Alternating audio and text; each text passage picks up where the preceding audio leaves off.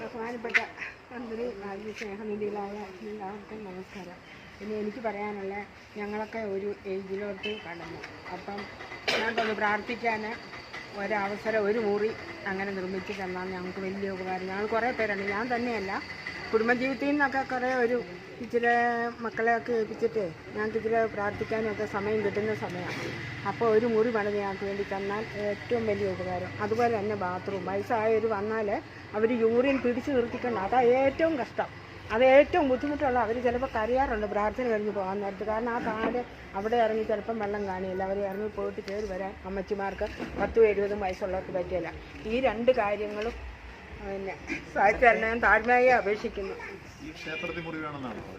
ഇവിടെ ഒരു ക്ഷേത്രത്തിലല്ല, നമുക്കൊന്ന് പ്രാർത്ഥിക്കാൻ ഒരു മുറി കിട്ടിയാൽ മതി എവിടെയെങ്കിലും.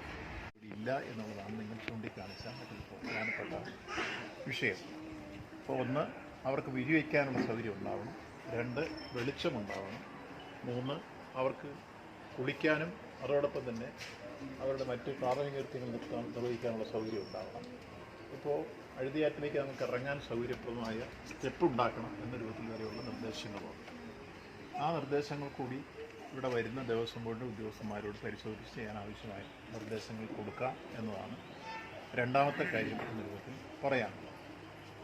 മൂന്നാമതായി ഇവിടെ സൂചിപ്പിക്കപ്പെട്ടത്, നമുക്കിവിടെ ഒരു മുറി വേണം, ഭക്തജനങ്ങൾക്ക് പ്രാർത്ഥിക്കാം, ബാത്റൂം ഉൾപ്പെടെ വേണം, ഇത്തരം കാര്യങ്ങൾ ഇവിടെ ഇല്ല എന്നുള്ളതാണ് സൂചിപ്പിക്കപ്പെട്ടത്. ആ കാര്യം കൂടി ഈ വരുന്ന തരത്തിൽ പരിശോധിക്കാൻ പറയാം.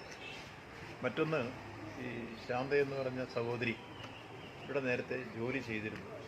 പുതിയ ആൾ വന്നപ്പോൾ അവരുടെ ജോലി